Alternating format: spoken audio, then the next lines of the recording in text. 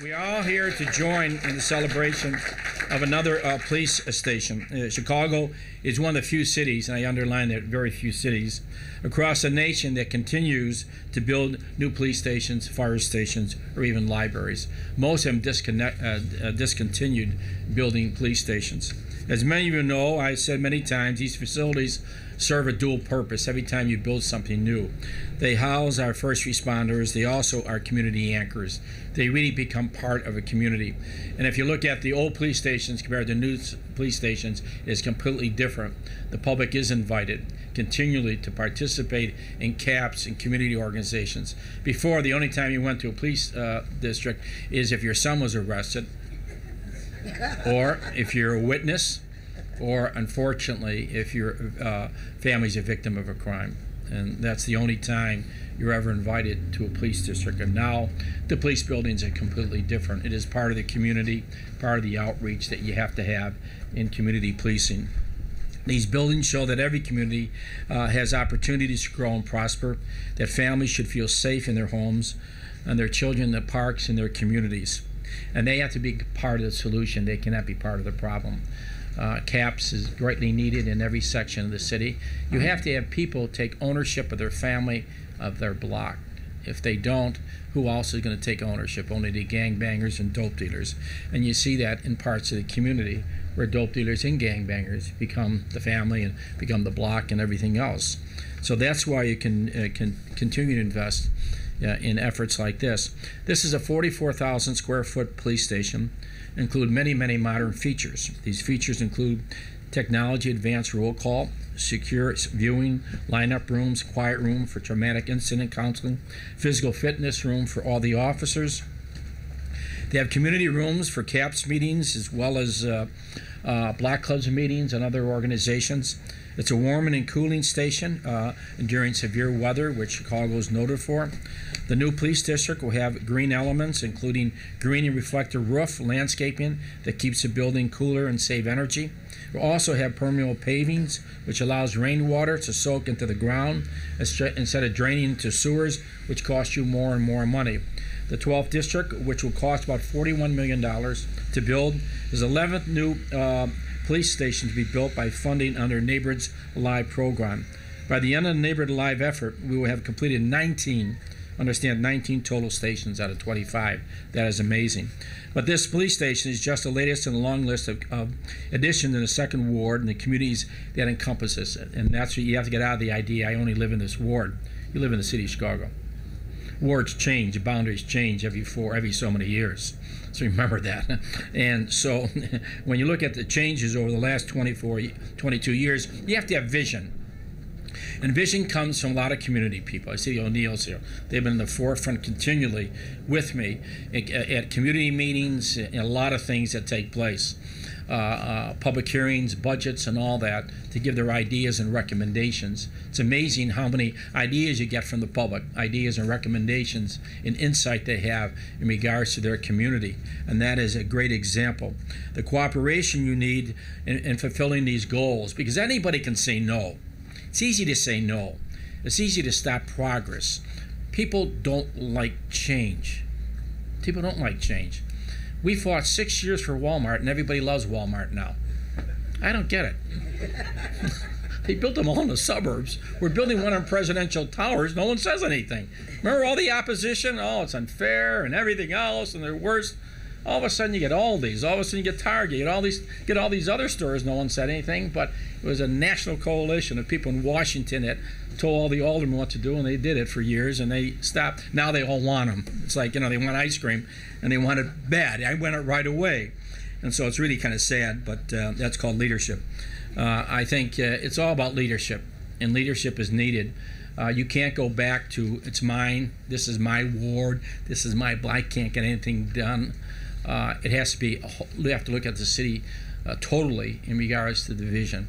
You don't look at one ward or one community. Because if it was, and Walmart would say, we can't come to the city of Chicago because they don't want us. And now thousands of people are going to get jobs, and they're going to pay taxes, and everybody's be happy now. But that's all part of the Chicago scene. Great expectations you have in the 21st century. Why? Chicago cannot be isolated. If you're isolated, then the rest of the world will overcome America. We know that on a continuing basis, and you see it. I've been to China for 13 days. They're not worried about us. They're not, all worried about us continuing. They're just doing their thing, and they're just moving ahead, and they're just going to do things irrespective of what we do. And that's the power I see with them. It's amazing. And that's what they're just going to move ahead. They're not going to wait for us. And America has to get back to the attitude that we can do better. And doing better, you have to make tough decisions. No one likes to make decisions. You want to be nice to the media, and the media has all their friends who they call every day. I told the media last week, I wish they had all their phone numbers who they call. It'd be amazing to find out who their leaks are. I know most of the leaks anyway, so that's the other thing. They underestimate you. We know who you call and who you talk to and who you're nice to. And if I ever got their telephone messages, it'd be amazing. I think they'd all be embarrassed, but we cannot embarrass, Fourth Estate, that. The whole Loop area has gone on a great transformation. Most cities, their core died. And when their core died, the city died, if you look at cities. And that's what happened. Their core died, and Chicago's core never died. It was always sufficient, and it continues to grow. When you think about the South Loop, there was no displacement of any people out there. Very interesting. No one lived in the South Loop, so there's no displacement of people. That's what you have to tell people. There's no one living there. There's no displacement. And the first move in the early 80s was to build housing on the near South Side for middle-class people to work in the downtown area. That was a great vision. That came in the early 70s, and a lot of business leaders, my father built that for the vision that people can work close to downtown, work, and be able to live downtown. And that's the idea. Big idea is rebuilding each part of the city. And that's what you have to do. And you have to have a big vision and a plan and continually stay on the plan and don't go off in tangents that many people do. South Loop is an example that you have all families living there. You're building South Loop School. You're building the Jones School. Tear down the old facility and build a good high school for the community. That high school belongs to the community. It belongs there. It belongs for the community people. And that's what you have to do. As you see the campuses rise to Paul, Roosevelt, Columbia, all the different colleges. You see the dormitory at State and Congress. It's amazing. Funded by TIF money in regards to that. That's a great nucleus.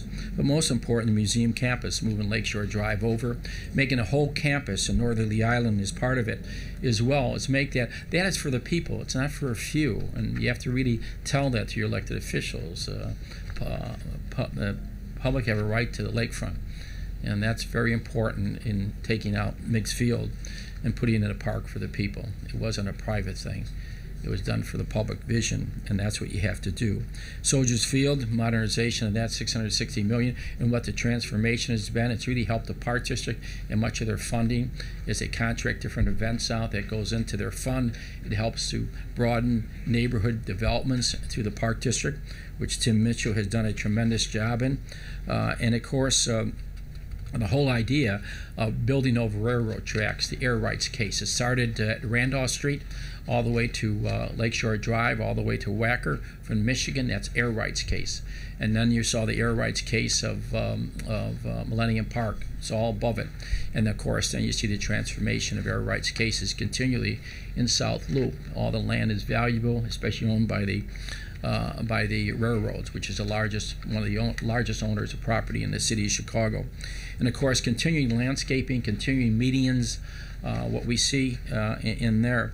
Relocating the Maxwell Street Market. It was controversial. Remember all the arguments we had? It was the best thing ever happened. Let's transform Maxwell Street in Halstead. No one wanted to do that. They're afraid of everything. We respect our past, but we always live in the present, look into the future. Relocation of Maxwell Street Market was the best thing that ever happened. And we have more vendors, more people using it. Rehabbing the Roosevelt Road industrial area, which is really important. Grocery stores, and again, Walmart is bringing into the desert. They're going out into communities which no one else wanted to do before. Landscape is really important.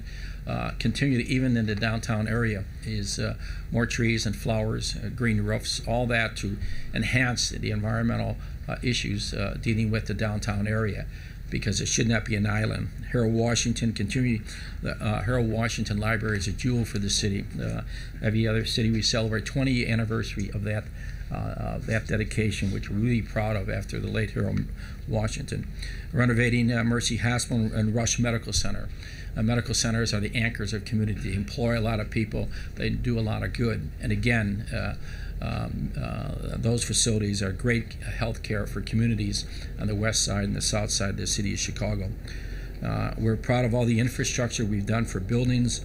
We got Miller's Coors, Willis, United Airlines, CME, Nordex.